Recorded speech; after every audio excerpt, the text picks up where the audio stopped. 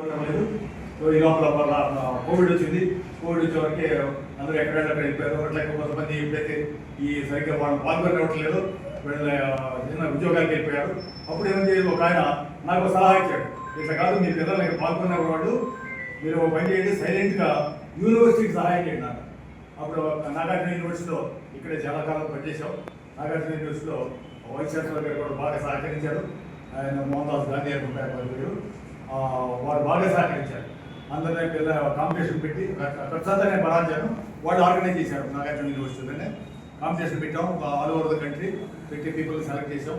ఆ సెలెక్ట్ చేసిన పిల్లల్ని క్యాంప్ పెట్టారు. ఇక్కడ అట్లా 6 నెలల పాటు ట్రైనింగ్ ఇచ్చిన తర్వాత సైలెంట్గా ఎవరికీ తెలవదు జరుగుతుందంటే, ఎవరికి ఈ క్రీడా మాఫియాకి ఎవరికీ తెలవదు. ఎయిర్పోర్ట్కి వెళ్ళిన తర్వాత పిలిచాం ప్రెస్ వాళ్ళని, వాళ్ళు కూడా అప్పుడు దాకా అనౌన్స్ చేయాలి. ఎయిర్పోర్ట్కి వెళ్ళినా పిలిచాం. అదంతా సన్ అయిపోయారు, ఇదంతా ఎవరు ఆర్గనైజ్ చేశారు ఇదంతా. సో వెళ్ళారంటే బయటకు వెళ్ళారు. మొదటి సంవత్సరం ఒక సిల్వర్ మెడల్ షార్ట్ పుట్లో మెడల్ తెచ్చారు. 2వ సంవత్సరంలో వెయిట్ లిఫ్టింగ్ మెడల్ తెచ్చారు.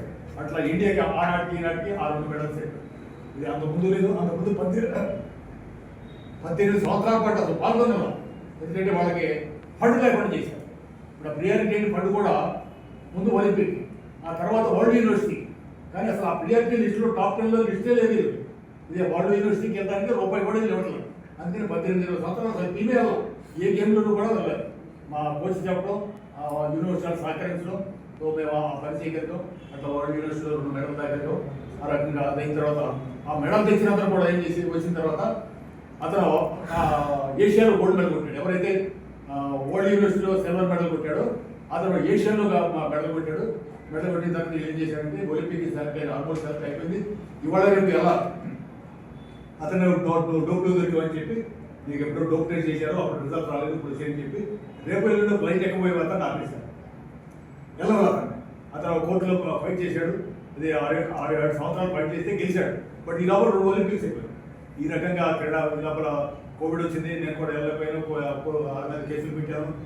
40-50 లక్షల కేసులు ఖర్చు అయ్యి ఇక్కడ ఈ కోవిడ్ వచ్చే వరకు ఇక్కడ నేను కూడా వెళ్ళలేకపోయాను. ఆ రకంగా ఆ చాప్టర్ అట్లా ఇంకొక 27 సంవత్సరాలు అది అయిపోయింది. I waiting for my third retirement. ఇవాళ 1 ఇయర్లో waiting for my third retirement. ఇది అయిన తర్వాత నాకు మళ్ళీ ఏం చేయాలి, ఇలా రావట్లేదు ప్లస్ స్పోర్ట్స్కి. అప్పుడైతే నాకు ఈ 27 ఇయర్స్లో నేను చాలా విషయాలు నేర్చుకున్నాను. ఇట్లా ఖాళీగా సబ్జెక్ట్ టైం ఉంటుంది కదా, ఇదంతా తెలుసుకుంటే నాకు ఫైనల్గా భారతదేశం అసలు ఏంటి, ఒకప్పుడు నేను చిన్నప్పుడు చదువుకున్న గొప్ప దేశం అని, తక్షశిల నలంద ఇవన్నీ గొప్ప గొప్ప విషయాలు చదువుకున్న కొద్దిగా తెలుసు మనకి. అప్పుడు ఏం చేశాను, భారతదేశ చరిత్ర, ప్రపంచ చరిత్ర, పెద్దాడు చదువుతాడు ఏంటో మ్యాగజైన్లో తెలుసుకోవడం రకరకాలుగా ఇది నా మైండ్ అంతా వెళ్ళింది. అప్పుడు ఏం తెలియదు నాకంటే ఇంత గొప్ప దేశం, ప్రపంచానికి ఒక తలమానికైన దేశం, ఎన్ని 1200-1500 సంవత్సరాలు బానిసలుగా బతికారనేది నిజంగా నాకు ఎంతో ఆవేదన తెప్పింది. అప్పుడు చదవడం పడుతుంది ఎలా అంటే, మనం 5 సంవత్సరాలు మనకేం జ్ఞానం నేర్పారు గాంధీ గారు, అహింసా సిద్ధాంతంతో మనకు స్వాతంత్రం వచ్చినాయి.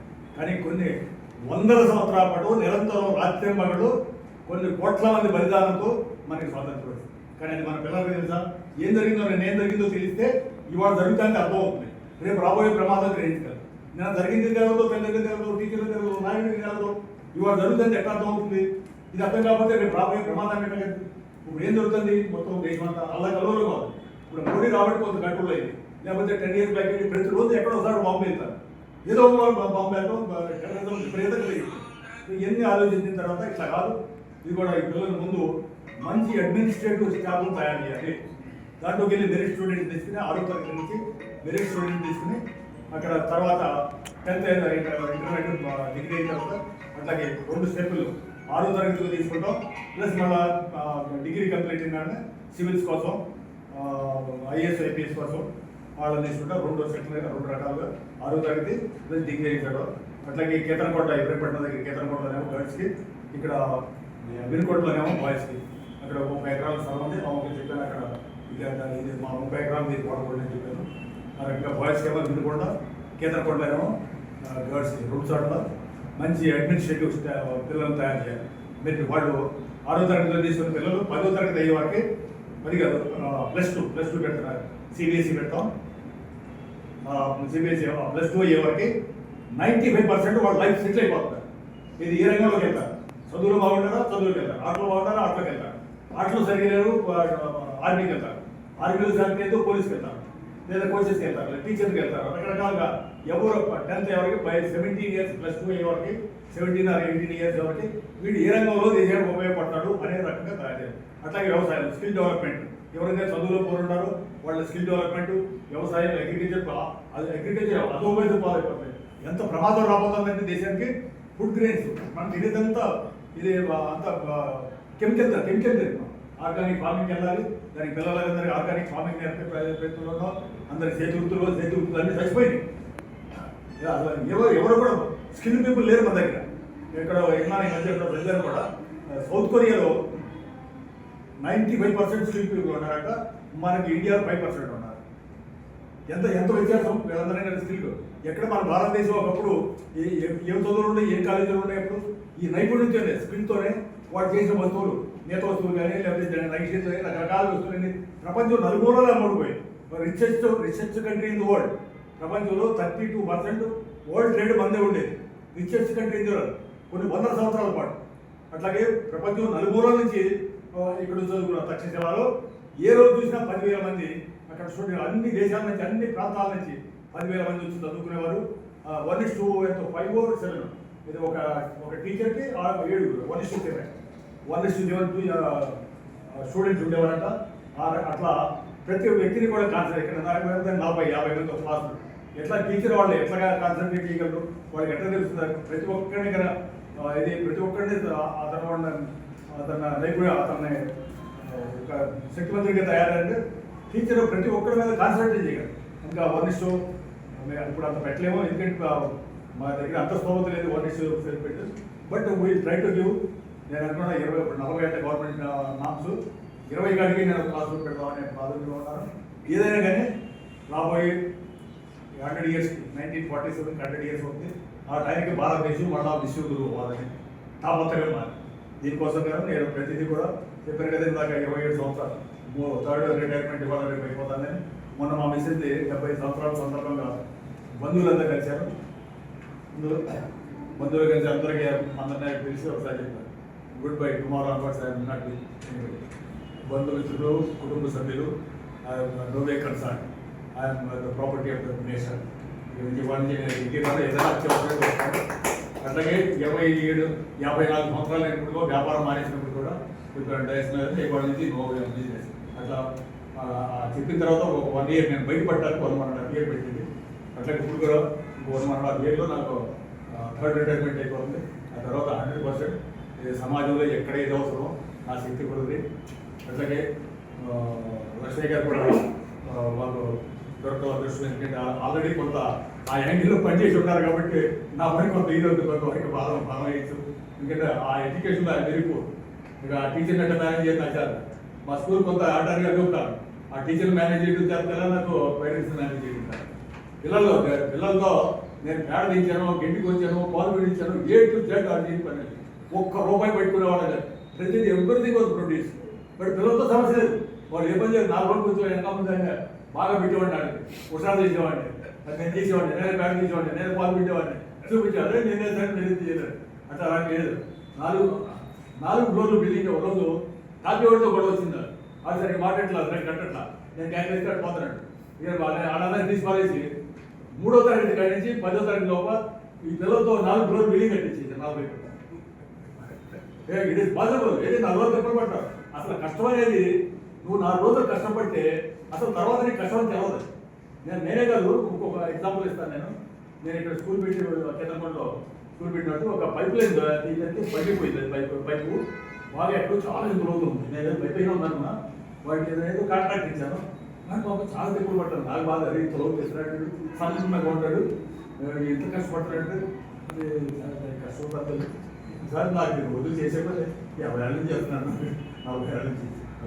అప్పుడు నాకు తెలుసుకుందా, కానీ అంత సన్నగా అంత బీదాడు కూడా అసలు లక్ష్యట్లు అంటే ఏంటంటే నువ్వు చేసుకుంటే అయితే ఏది కూడా అది సమస్య కాదు, కష్టం అని తెలవదు.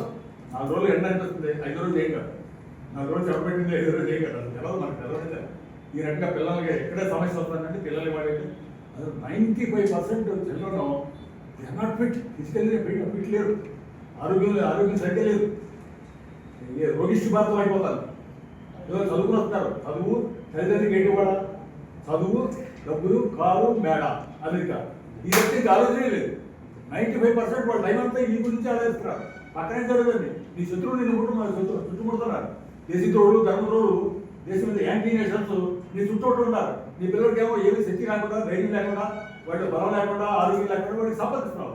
ఈ దుర్మార్గులంతా వాటి సభ్యులు మీకు చేస్తారని తల్లిదండ్రులు చెబుతున్నారు. బట్ ఎవరికి కొద్దిగా మన బంగ్లాదేశ్ తర్వాత Bangladesh incident can happen any time, any moment in this country. There going to be civil war.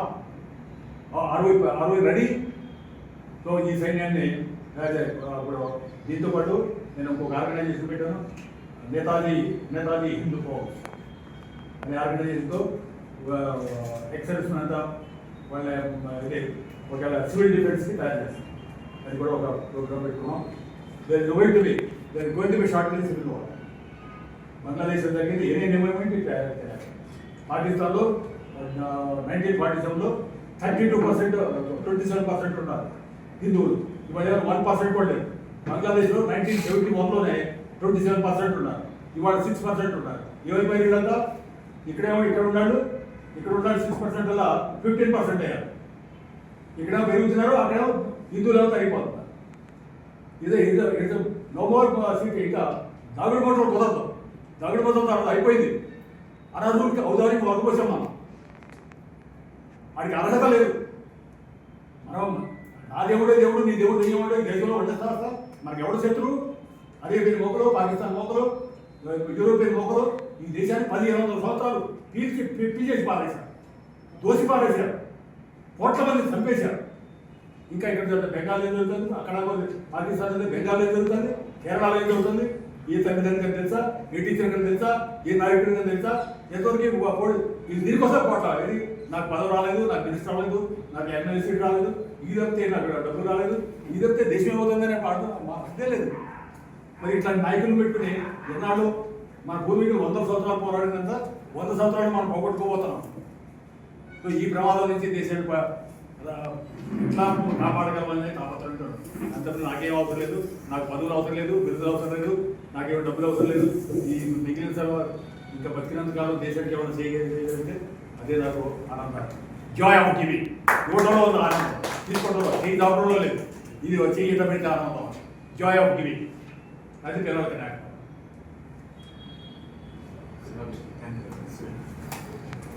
100 మంది సివిల్ సర్వీస్ తీసుకునేవాళ్ళు. ఒక 100 మంది 6వ తరగతి తీసుకోవడానికి మనకి ఆల్రెడీ అకామిడేషన్ ఉంది. గర్ల్స్ అక్కడ ఇమీడియట్గా మేము తీసుకుంటాం, మార్చికే తీసుకుంటాం, అక్కడ స్టార్ట్ చేసేస్తాం. అలాగే మా జూన్ నాటికి ఇక్కడ ప్రిపేర్ అవుతున్నాం. వినుకొండలో అక్కడ కూడా బాయ్స్ తీసుకుంటాం. సో ఈ 2 ప్రోగ్రాంలు వాళ్ళకి పూర్తిగా 100% free education, accommodation, food, everything is free అప్పుడు వాళ్ళ కాళ్ళ మీద వాళ్ళు నిలబడేదాకా. బట్ చేయి ఉండవు, పిల్లలే కావాలి. తల్లిదండ్రులకి ఆ చేయి ఉండాలి, పిల్లలకి ఆ చేయి ఉండాలి. పిల్లలు మాకు వదిలేసాడు మర్చిపోవచ్చు. వాడు ఏదో రకంగా వాడి కాళ్ళ మీద కనీసం వాడి కాళ్ళ మీద కనీసం వాడి ఇద్దరికి ఇది +2 అయ్యే వరకు ఇద్దరికి ఎంప్లాయ్మెంట్ ఇద్దరికి ఇచ్చేటట్టు చేస్తాను. వాడి కాళ్ళ మీద నిలబడతారు కదా, ఇద్దరికి ఎంప్లాయ్మెంట్ ఇచ్చేటట్టు చేస్తాను. ఒక హ్యాపీ మేస్త్రి ఉన్నాడు, వాడి చేతి కింద కావాలి కదా, కార్పెంటర్ ఉన్నాడు, చేతి కింద కాదు, వాడి మీద నేర్చుకుంటాడు కదా.